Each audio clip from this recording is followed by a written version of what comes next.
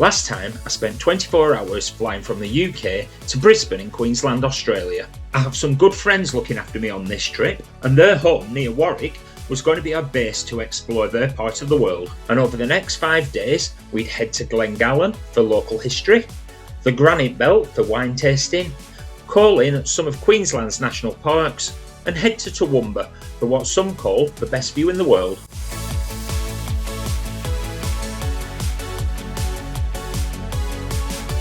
We started out on day one with an easy drive out to the Darling Downs, and our first stop was the Glengallen Homestead, described as the finest house in the colony. This has a visitors centre and a cafe, so we started off with morning tea.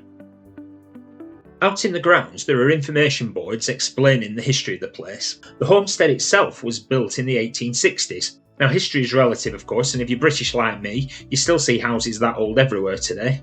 But this one is one of the oldest houses in the Darling Downs, which from a modern perspective were only discovered by the explorer Alan Cunningham in 1827. The homestead was occupied for a relatively short time, and by the 1940s it had fallen into disrepair. But in 1993 it was taken over by the Glengallen Homestead Trust, who, with the help of volunteers, now work to restore the building, which is listed on the Queensland Heritage Register.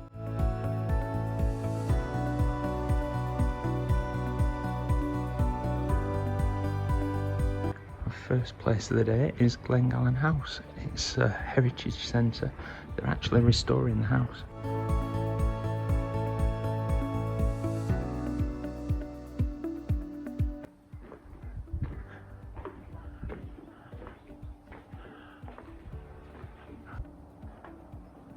Wow, butterflies.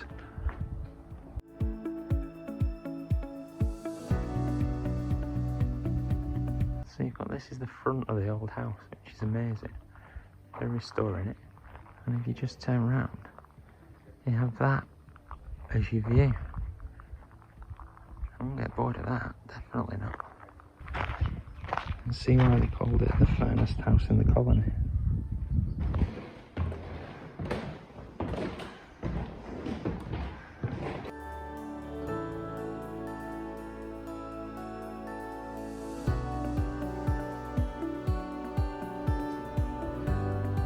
This very much reminds me of Ernest Hemingway's house in Key West with the verandas and stuff like that, although the view is just stunning.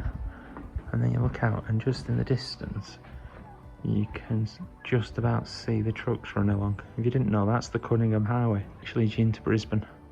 We came on that last night in the dark.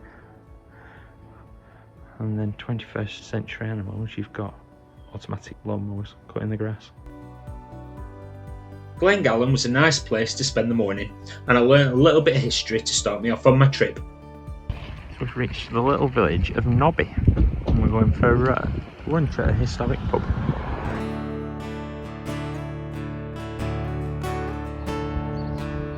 So we're going to Rudds pub, which is apparently quite historic. We're going for lunch.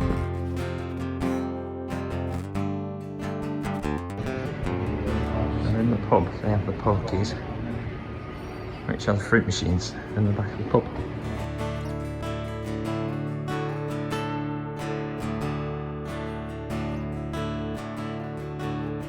And this is a schnitzel burger.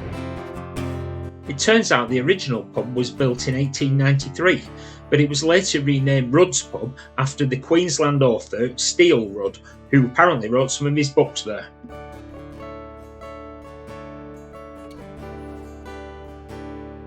This is an Australian magpie. It was a lovely afternoon for a drive through the Darling Downs, but about this time every afternoon the jet lag kicked in, and much to my friend's amusement I dozed off in the back of the car. In fact, it happened every day that week, and we nicknamed it the 5 o'clock nod. Fortunately, I woke up in time for tea, and it may be an Aussie stereotype, but they had a fridge full of beer and steaks on the barbie. Perfect. So it's Friday night and we're having steak on the barbie.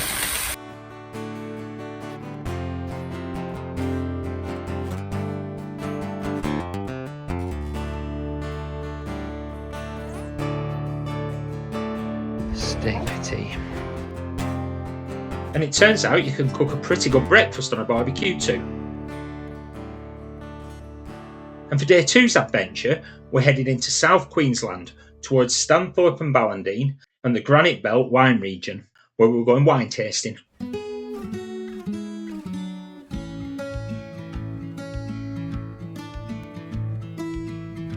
So we're in wine country. We're doing a bit of wine tasting today. You can go to the cellar doors. So we're down in Stanthorpe. That's Just Red Wines. You can just turn up at the vineyards with a cellar door tasting room, and for a small fee they'll let you try the different types of wines that they're selling. They also provide a list of notes so you know what you're drinking, you get to know about the grapes, and also how well they've done if they've entered in competitions.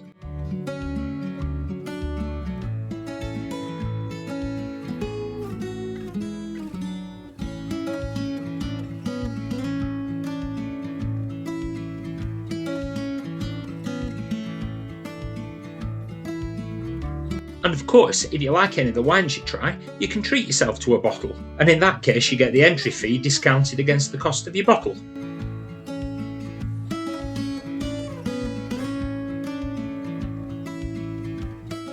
So today we're visiting Stanthorpe and Ballindine, so it's like the wine growing area of this bit of Queensland. And you can just turn up. So we're at Just Red Wines, and we've just done a cellar door wine tasting. So we got to taste 6 different types of red wine. You got a little glass of each, and it was actually free if you bought wine. It was $5, or if you bought a bottle of wine, which I've bought my bottle of wine. It was delicious, and I'm here with my friends, so I've got something to drink it with. Or they're telling me I should actually stick it in my case and take it on the cruise. So we'll see what happens. I think this is only the first one we're stopping at, possibly. It's been amazing. We've tasted some really nice wines. Oh, these vineyards, I've been told that there might be sleeping kangaroos in them, so no stereotype or anything, but we might be spotting kangaroos. So yeah, so today, day 2 in Queensland. That's my friend Paul in the background. Day 2 in Queensland, we are wine tasting, and very nice it is too. So we're just walking down the vineyards here, or the tip off. So I think these might be the Shiraz grapes. We've got kangaroos.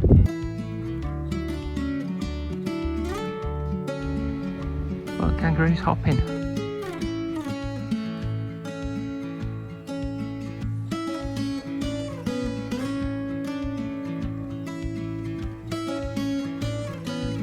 My first official hopping kangaroos in Australia.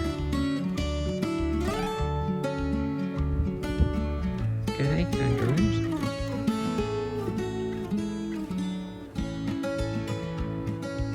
It's hopping, that's what we want.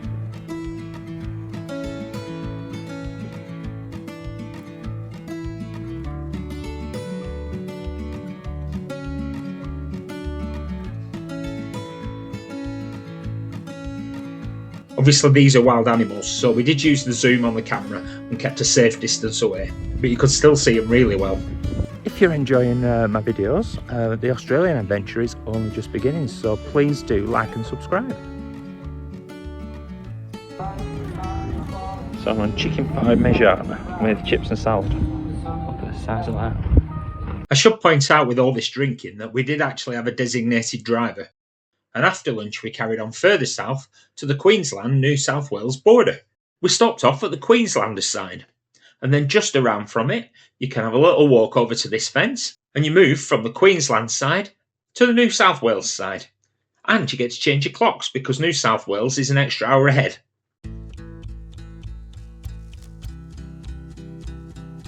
Wandering back, now I'm back in Queensland. It was my second visit to this border, the first time in February 2020, just after the bushfires and before COVID. We had a road trip that carried on from here into New South Wales. Starting at Armidale in wine country, we headed into Australia's version of New England. Travelled along the Waterfall Way, and onto the coast at Coffs Harbour, and up to Byron Bay. Before heading back into Queensland along the Gold Coast and Surfers Paradise, with a final stop in Brisbane. Back in 2024, we didn't stay in New South Wales for very long, although we did have time to pass the Sunnyside Railway Bridge. This was built in 1888 and was already quite famous for its poor state of repair, but I timed this video quite nicely because 6 weeks later that central section collapsed. After a short while it was time to turn around and head back into Queensland for a bit more of the Granite Wine Belt. We stopped off at the Golden Grove Estate, but you can tell you were in wine country because we had loads of choices of places we could have stayed. And one thing you really notice out here is that it's really peaceful and quiet.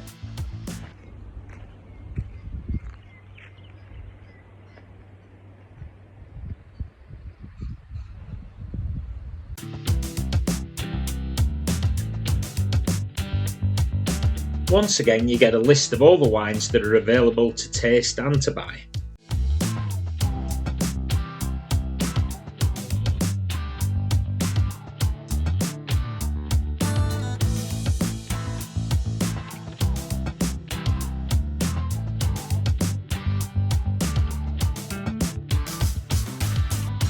So we're back down in Ballindine. We've done another little wine tasting. We've got 7 little tastes for 10 Australian dollars, so that's about £5, and you get that discounted off your bottle. So if you buy a bottle, you get that. So I had to buy myself another bottle, but that's fine.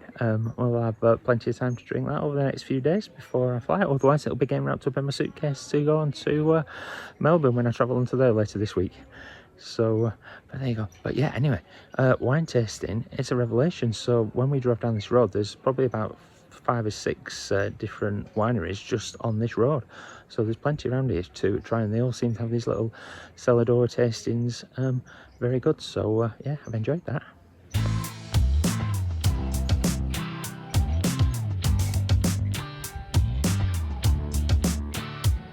That was an excellent day out, and we headed home for the evening, and it's fair to say we made some good choices and none of that wine actually made it to Melbourne.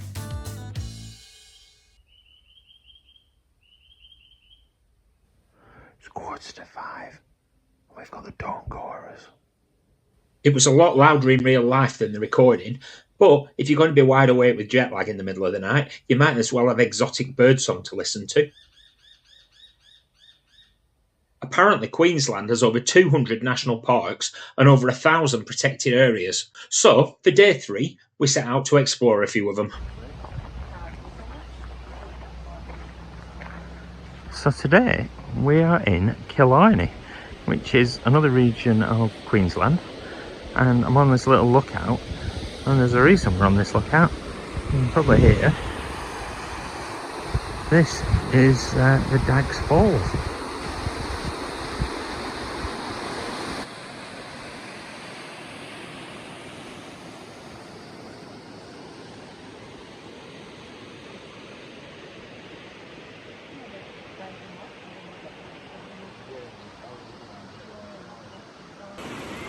Hello from Queensland, and yeah, today we've come to Dags Falls. This is Killarney, so it's a national park, I think, and look at the scenery here.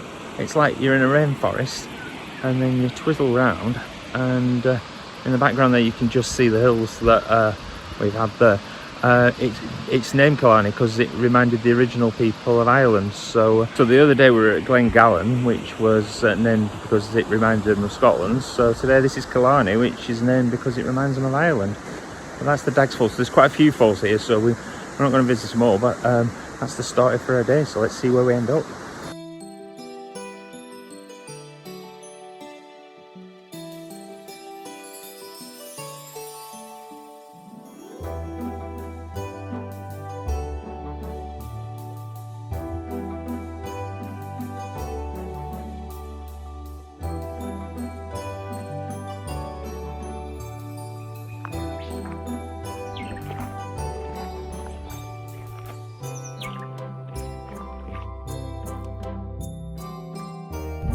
A little boardwalk view, and you get this view.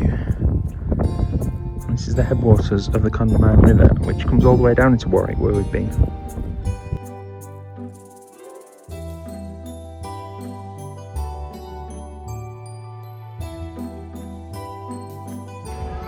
So we're in Queen Mary Falls Park. We didn't actually go and see the Queen Mary Falls, but you can come and see the birds here, and you get things like galahs.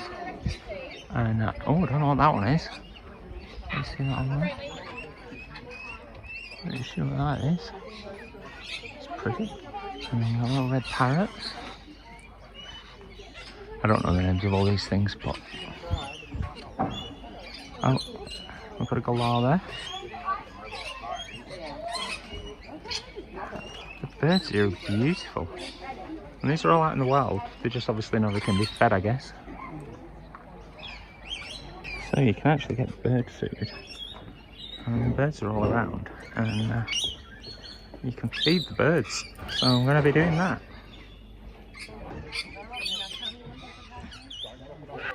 Some galahs. So this one is an Australian magpie.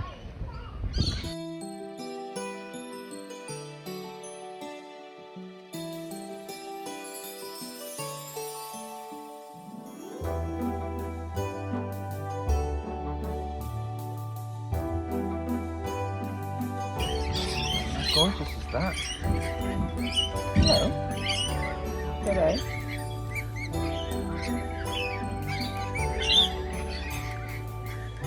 Yeah, come and feed the birds.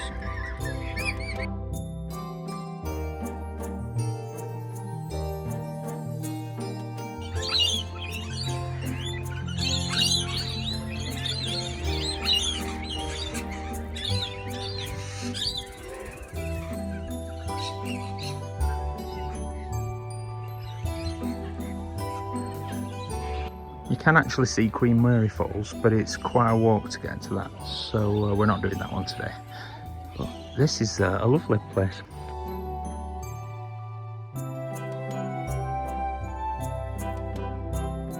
It was Sunday afternoon, so we headed back to Warwick, where I was mesmerised by the wild cockatoos just flying overhead as they do.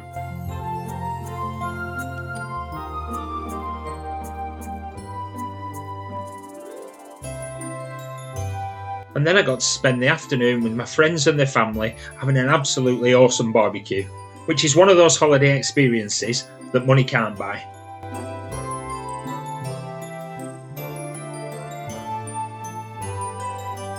Day 4's adventure started by heading north out of Warwick. We got to see more scenery and past traditional Queenslander homes.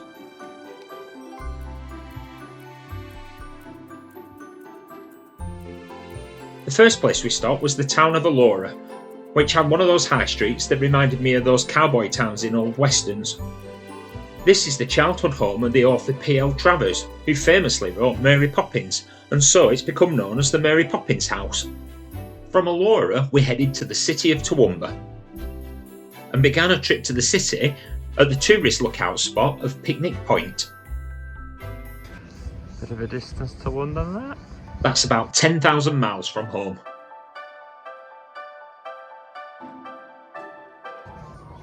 So this is Picnic Point Lookout. We're in Toowoomba now. So I'm reading that the view from Picnic Point is one of the best views in the world apparently. And that is a tabletop mountain in the distance there. Tourists have been coming to Picnic Point since the 1880s for this view across South Queensland, and on a clear day you can apparently see all the way to Brisbane on the coast.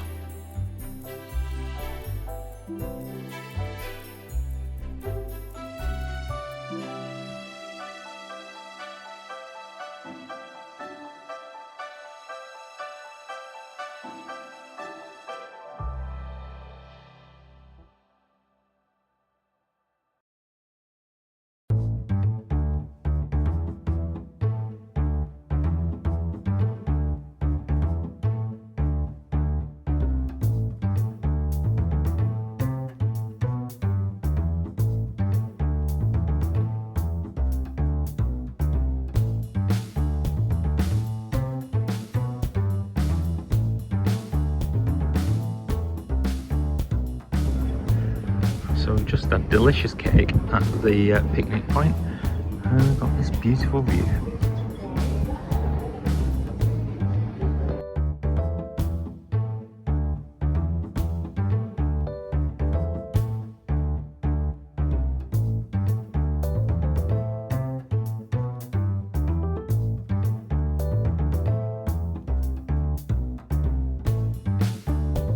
Next stop was Queen's Park and the Botanic Gardens.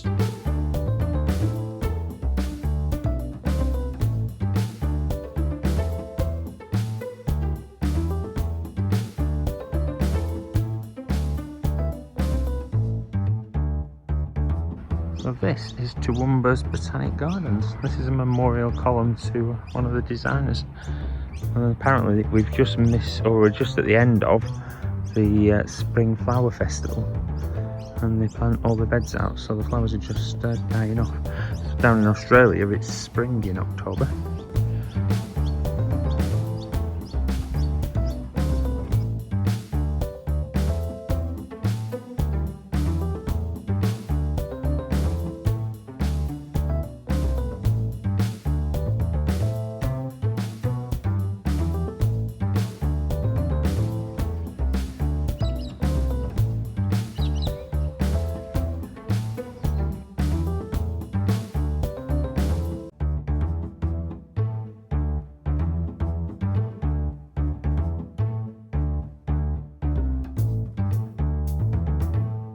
Then we carried on into the centre of the city, where among other things we saw the old post office and the old courthouse, both of which have now been repurposed. As I was planning my trip, I read in my guidebook that Toowoomba was notable for some of its street art, and as we wandered around we saw some of this as well.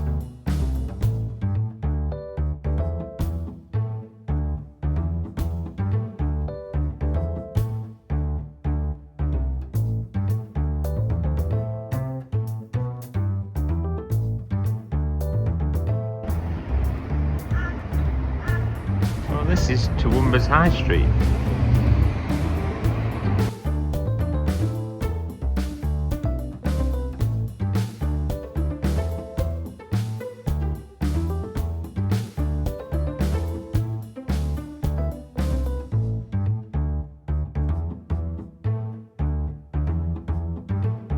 The journey back home gave me a chance to see a bit more of the life in the Darling Downs.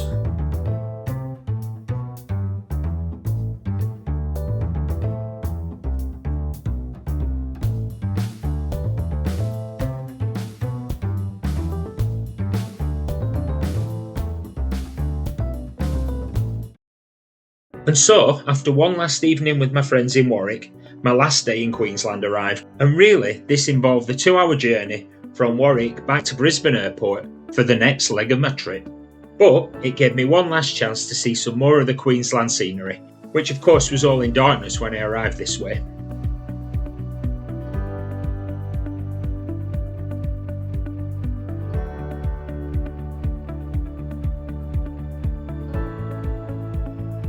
And at Brisbane Airport, I was all checked into my flight, because for the next leg of my adventure, I'm heading to Melbourne.